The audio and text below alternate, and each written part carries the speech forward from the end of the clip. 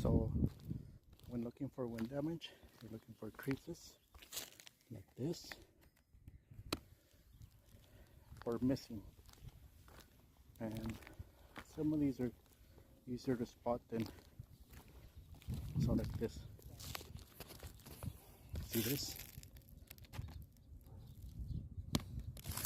Look at this one. And that's what we're looking for on wind damage. So we're gonna mark this whole roof off and see what happens. Thanks, like and subscribe. I know this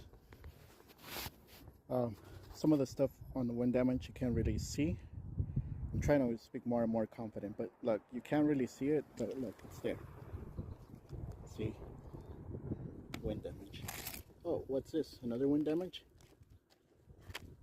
Yep.